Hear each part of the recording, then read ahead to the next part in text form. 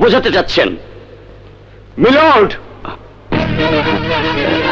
Milord, আসামি শমশের হাওলাদারের রুমে একটি বোতল ছিল, একথা সত্য, কিন্তু বোতলে বিষ ছিল না মিলর্ড।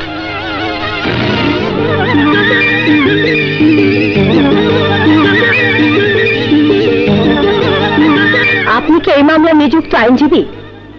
ইয়েস, আমি আসামি পক্ষের নিযুক্ত আইনজীবী। এতক্ষণ আদালতে আমার হয়ে যিনি যুক্তি দেখিয়েছেন তিনি আমার অধীনস্থ জুনিয়র আইনজীবী। আমাকে ডেইলি অনেকগুলো মামলা করতে হয় বলে প্রথমত জুনিয়ররাই দেখে থাকেন। মাননীয় আদালত, প্রখ্যাত তরুণ আইনজীবী ব্যারিস্টার মামুন স্বীকার করেছেন যে শমশের হাওলাদারের রুমে একটি বোতল ছিল, তবে বোতলে যা ছিল সেটা বিষ নয় বলে তিনি প্রমাণ করতে চাচ্ছেন। ঠিক তাই মাননীয় আদালত। মাননীয় আদালত, ওই বোতলে যা ছিল তা যে বিষ তা রাসায়নিক টেস্টে প্রমাণিত হয়েছে। আদালতে তার রিপোর্ট কপিও জমা দেওয়া হয়েছে। মাননীয় আদালতের কাছে আমার আর কোনো বক্তব্য নেই। ন্যায় বিচার প্রার্থনা করছি। That's all your honour.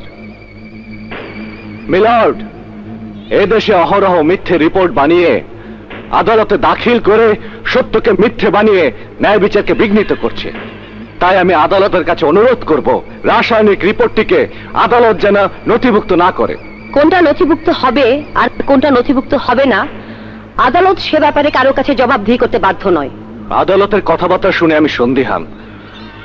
হয়তোবা I will not get legal justice from this court. তাই মামলাটি অন্য আদালতে বদলে আদেশ দিতে অনুরোধ জানাচ্ছি। ব্যারিস্টার মামুন, আদালত আপনাকে নিশ্চয়তা দিচ্ছে you will get legal justice from this court. Thanks milord. তাহলে আমি আমার আবেদনটি উইথড্র করে নিচ্ছি। Okay barrister Mamun, you may proceed on. Milord, এই মামলাটির সাথে সম্পৃক্ত বিষয়ের বোতলটি আমি একটু দেখতে চাই।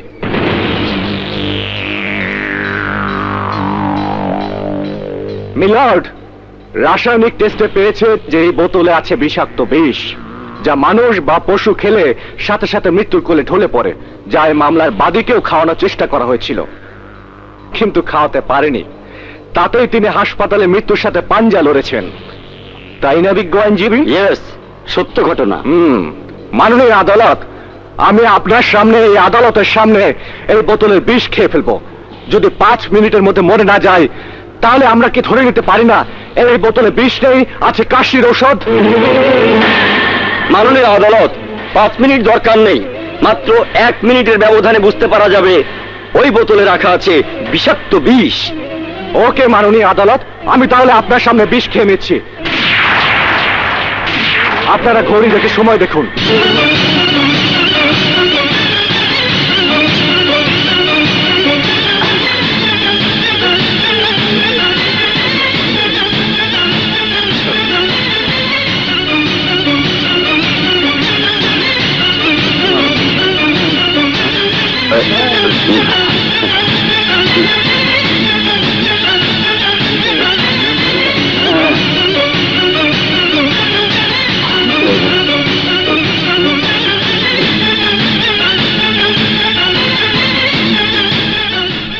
মাননীয় আদালত, 1.5 মিনিট অতিবাহিত হয়ে গেছে।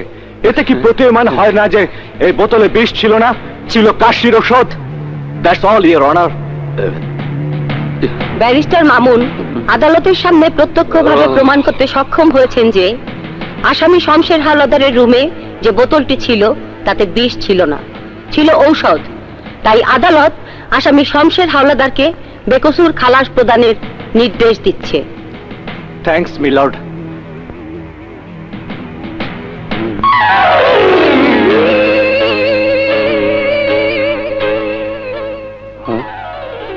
ভুল।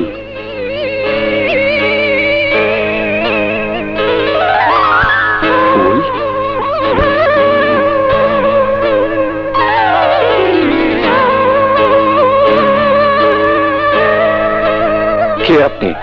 গোলাপের তোড়া দিয়ে মুখ ঢেকে আছেন। প্লিজ গোলাপের তোড়াটা সরিয়ে নিন।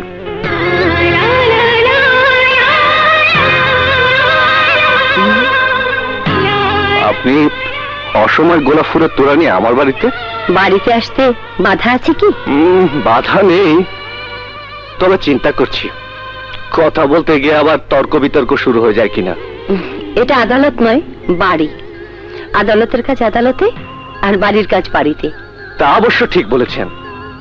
তবে বাড়িতে তিনিই আসেন যার সাথে আত্মীয়তা বা হৃদয়ের সম্পর্ক থাকে। তোমার সাথে আমার হৃদয়ের সম্পর্ক আছে। আচ্ছা, আপনি কি বলতে চাচ্ছেন খুলে বলুন তো, আমি কিছুই বুঝতে পারছি না।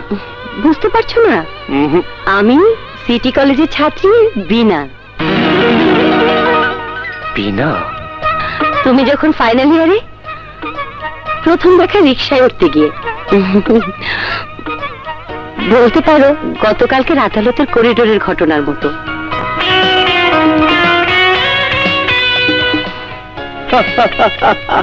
মামুন, তুমি কি সে কথা মনে করতে পেরে হাসছো নাকি উপহাস করছো?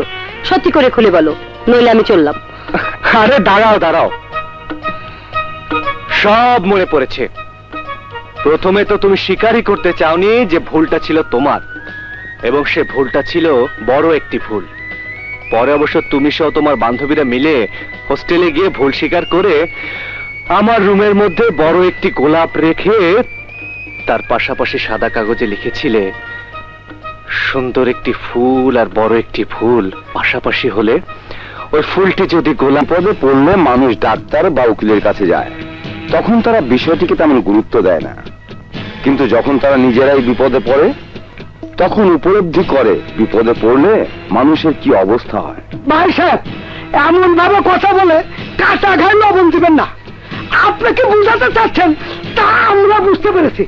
যদি কোনো উপায় থাকে তাহলে সেই বুদ্ধিটাই চান। না, আমার কাছে বুদ্ধি দেওয়ার মতো কোনো বুদ্ধি নেই। তবে তোমরা অন্য কোথাও চেষ্টা করে দেখতে পারো। আর আপনারা কেউ জানেন না। হ্যাঁ, বুড়ো খুলের কাছে চলেন। কত মানুষকে বিনা দোষে দোষী বানিয়ে জেল খাটিয়েছে, তখন জেল কি তা অনুভব করেনি। আজ নিজের ছেলে জেলে, তাই হারে হারে টের পাচ্ছে। পাপ বাপকেও ছাড়ে না। যেহেতু আসামি নিজেই আদালতে স্বীকার করেছে যে মেয়েটিকে সে নিজেই ধর্ষণ করেছে, তাই এই মামলার জামিন না হওয়ার পসিবিলিটি 100%। তাহলে কি কোনো উপায় নেই? আল্লাহ আল্লাহ করুন, আর কোন পীর দরবেশের চিন্তা বাবা, তোমাদের সমস্যা আমি বুঝতে পেরেছি। একমাত্র ছেলে ধর্ষণ মামলায় জেলে, কি করে জেল থেকে বের করা যায় সেই তদবিরের জন্য আমার দরবারে এসেছো। জিন্দা বাবা। ভাই, একদম খাপের খাপ মিলে গেছে। সত্যি তো তাই।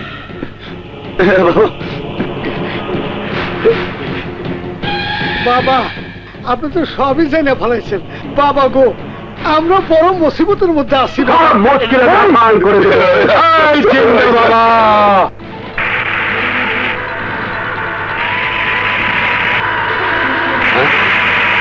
Stop! Stop! Stop! Stop! Stop! Stop!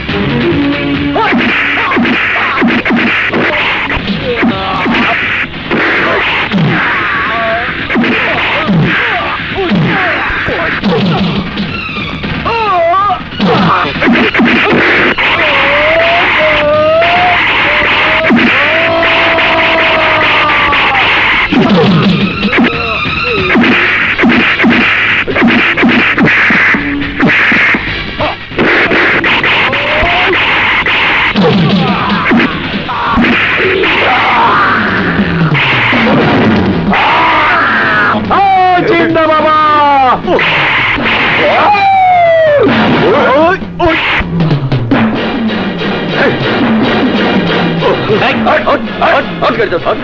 সবগুলো ওরা ওরা ওরা জলদি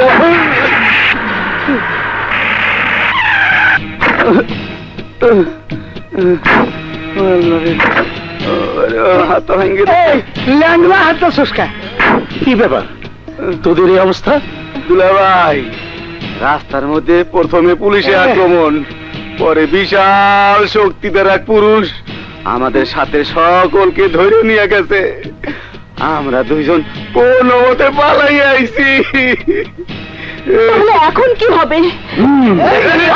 চিন্তা বাবার দোহাই লাগে। আমি এই মাত্র দেখতে পেলাম পথে যারা আক্রমণ করেছে তারা তোমাদেরই শত্রু। তাই হবে পীর বাবা, একজন ছদ্মবেশী প্রায় আমাদের পিছে লেগে থাকে, আগুনের ভিতর থেকে বেরিয়ে এসে মারধর করে চলে যায়। এই চিন্তা বাবা, সব মুশকিল আসান করে দেব। তোমরা চেষ্টা করে দেখো এই মুহূর্তে অন্তত একটি মেয়ে জোগাড় করা যায় কিনা। এই মুহূর্তে মেয়ে মানুষ কই পাম?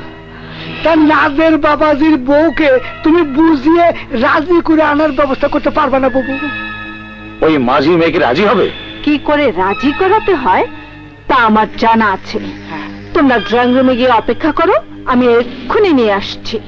এই চিন্তা বাবা,